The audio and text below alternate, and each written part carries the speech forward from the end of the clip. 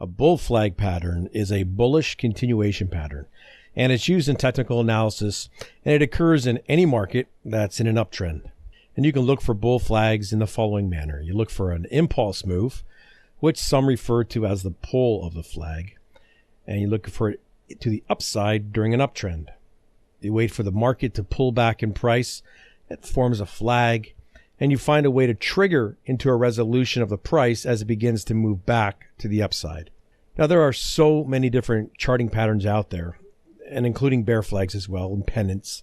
And I just call all types of them basically consolidation patterns. Why? Well, for the most part, I am not going to trade each pattern too differently from each other. And I look at them as pauses in current price direction, and I'm just looking to get involved either prior to the resolution or just as the resolution begins. So the lesson is don't get caught up in trying to learn and be an expert at identifying chart patterns. Flag formations and other patterns, they can take on many different appearances. And having a rough idea of what you're looking at and the bias is generally good enough. Now, I'm going to talk about how to trade it first, but let's look at what a bull flag chart pattern looks like. It's pretty simple. And you can identify these all over your charts. But do you really want to trade all of the ones that you see? Then how do you trade them? Where does your stop go? Well, first, let's just talk about what these flags really mean. When you see a market in a strong uptrend to the upside, obviously, we need to find ways to enter that trend to make some money. What a bull flag means is opportunity. And for whatever reason, and it could be profit taking or at the extreme end of it, the beginning of a trend change, price just takes a break from the upwards advance. It's a pause in the action. And there's really no better time to get on a train than when it takes a pause. So does it mean that the market's weak? Well, not necessarily. Only so much buying takes place before price gets to a price that's a little too rich for some traders. So these traders will wait for a bull flag to form, and since it's a continuation pattern, will look to buy at slightly cheaper prices and then get on the move higher. So let's not get bogged down in the details of each pattern. Either they are continuation patterns like bull flags and bear flags, or they're reversal patterns like the head and shoulders. You don't need 10 different trading tactics if you're trading 10 different price patterns. Now, some people say that bull flags are different than a regular pullback. Well, not really. Some will say that a bull flag needs small bars and that it's not like a regular pullback. Well, that's wrong, because we never want to see momentum in a corrective move regardless of any chart pattern that we're looking at. Actually, a pullback or a flag, it fails when we see momentum come into the market. Where we want to see conviction in the move is the leg up in price, not during the retrace. So if you do see momentum during the correction, you're going to have to change the approach that you're using trading that market. So the point is that no pattern is going to look perfect. And much like clouds in the sky, you could see a figure that I don't see. So the bottom line is just keep it simple. So before you start looking for bull flags to trade, you have to find an instrument that has some sort of trend to it. Even if current prices are in a trading range, you can keep those on the watch list because ranges give you several strategies to use to trade it. So let's keep it simple and walk through the steps to trading the flag. And let's use the stock here of Salesforce for this example. And I added a 20-period simple moving average, which you could use for trend, although the price action of higher highs and higher lows is another way of doing that. But the purpose of the moving average is, as I've talked about before, it's just to give you an area to look at for your pullback to stop at. And there's no magic there. So the framework for any type of trading strategy for a bull flag, number one, is price in an uptrend. And does the impulse move look strong? Yes. And number two, wait until you can identify a bull flag and price trends down to an area around the average. Done.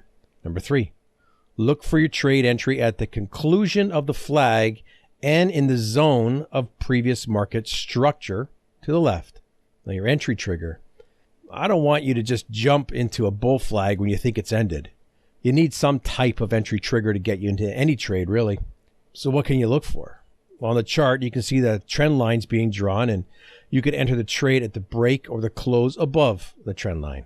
I prefer to look at more of a pure price action trigger, and sometimes we can use a 4-hour chart to dig into the bars or the candles. So here are two obvious triggers that you could use. Number one, this candle shows serious momentum as it wipes out the previous 2-day decline. Number two, sellers could not push price past the former resistance zone. We could buy stop the highs. Number three, it's not shown on this chart, but take a look at the video I've linked to above that shows my top choice for a trigger. And number four, also not shown, if the flag is shallow, consider the breakout point at the high of the flag for a trade trigger. What about stops? Well, what do you see in a pullback? You see that price descends on an angle, and that can be pretty tough to find a place to put your stop. Now, some will say just put it below the candle that you enter on, and that's pretty simple, and it's probably not too effective because we're not always going to pick the bottom or the top of a price move, so we have to keep that in mind when we're placing our stops. Using the price action trigger, it gives you a higher probability of continuation, but price can still fall back. So consider using an ATR stop from entry, which takes into account the market's volatility, which is pretty important to keep you out of the noise of the market. So when do you take profits?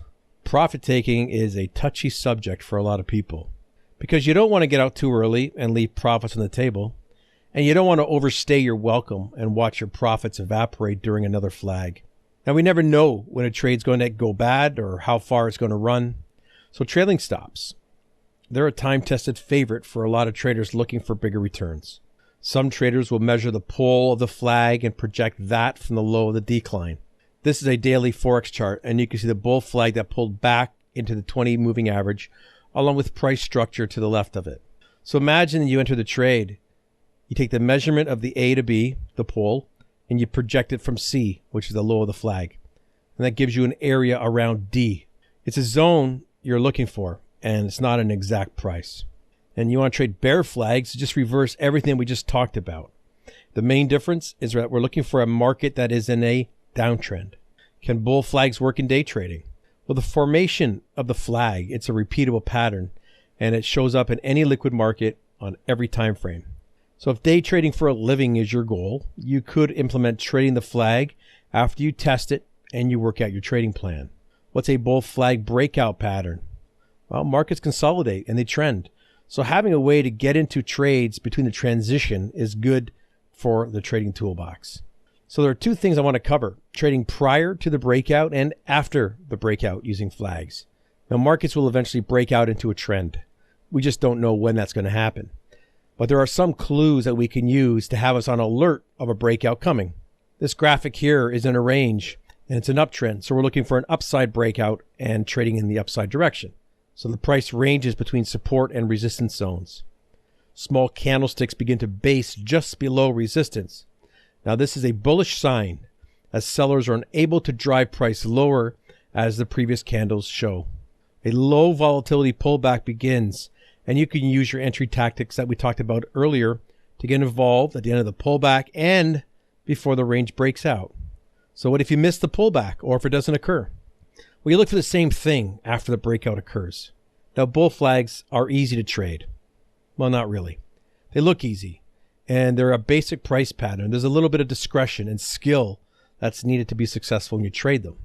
Bull flags, or virtually any chart pattern, they're not always perfectly formed, and you may only see a hint of a possibility of one forming. And this is why I don't get caught up in the textbook definition of any pattern. Setting your stop loss is not as simple as placing it below a horizontal flag or a pullback variant. Quick flushes of price are common, as well as an extended pullback that will tick you out before price finally reverses. So the issue of stops is why I prefer using the average true range along with price structure. Entering a trade through the bull flag setup, it can be as simple as trading the first break of the previous candlestick high. It can also be more intricate by looking for a pattern within a pattern or by using a lower time frame. But the bull flag is a normal move in any market, and I think that makes it an excellent addition or even a standalone trading strategy.